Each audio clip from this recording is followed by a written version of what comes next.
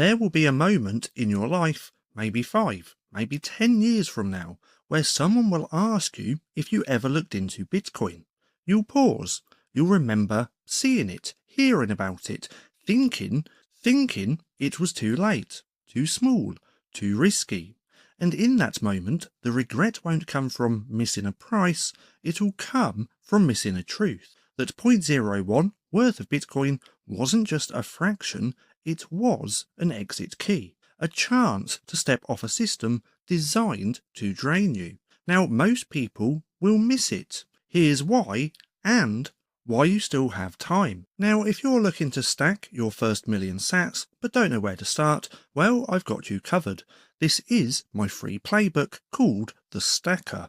Now, this is completely free, and what I'll do is link it down in the description, but this is also part of a series which you can also check out by clicking on this link just here. See, for decades, becoming a millionaire was the gold standard, the signal, the achievement, the identity upgrade. But that badge has been quietly devalued. Now, not because it was wrong, but because the denominator changed. Now, what $1 million used to buy is now what a mid-level job rents you. Now, the bar didn't rise, the currency just sank.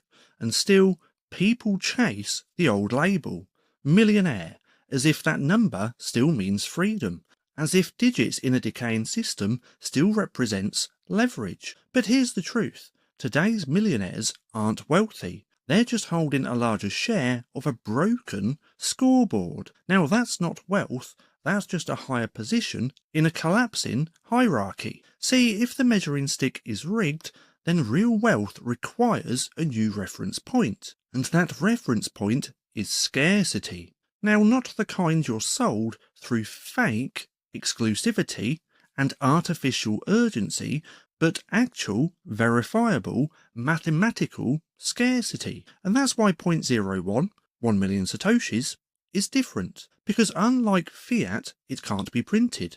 Unlike stocks, it doesn't beg for institutional approval.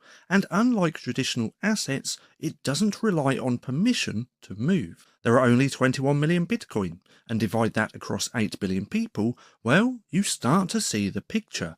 Because most of humanity will never own 1 million satoshis. Now, not because they can't, but because they'll ignore it while it's cheap, and chase once it's unaffordable.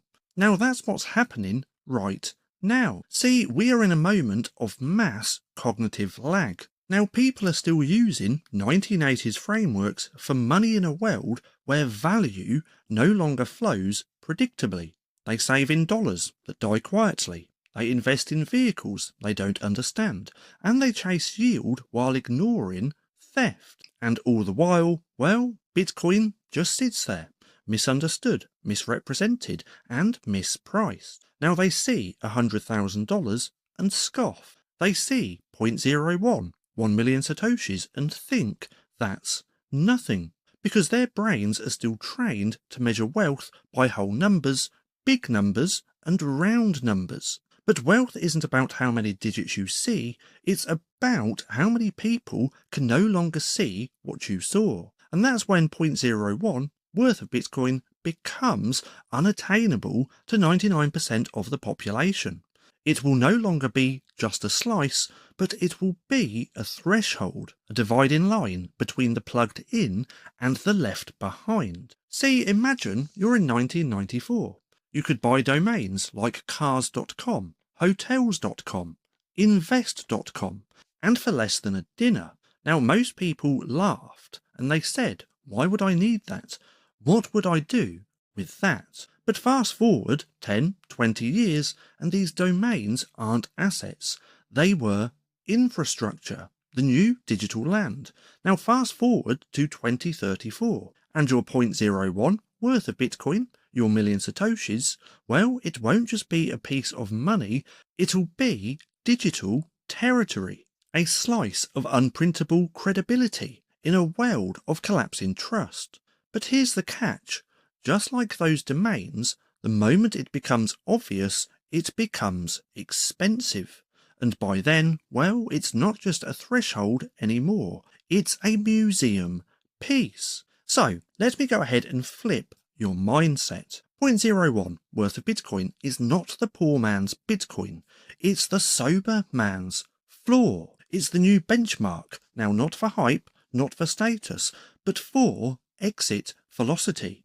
See, a millionaire can be inflated and blocked, but 0.01 worth of Bitcoin is property stored and cannot. Now, a millionaire needs the system to work, but 0.01 worth of Bitcoin is a blueprint for when it doesn't. Now, this is what most people miss, and that is, wealth is not about how much you can flex, it's about how many systems you can walk away from. Now, that's what 0.01, a million satoshis, represents. The ability to say no in a world that begs for your obedience. Now, the sovereign doesn't chase headlines, they chase clarity. They don't wait for permission, they build quiet conviction. And they don't need $1 million, they just need one asset that won't betray them. And right now, while everyone else is still measuring success in fiat digits, the sovereigns are stacking quietly, because they understand this simple truth.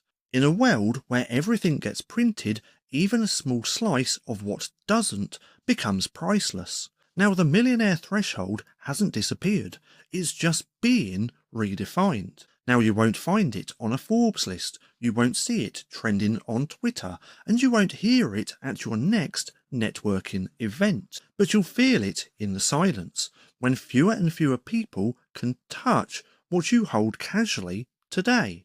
Now, 0.01 worth of Bitcoin may not impress anyone now, but it will confuse them later.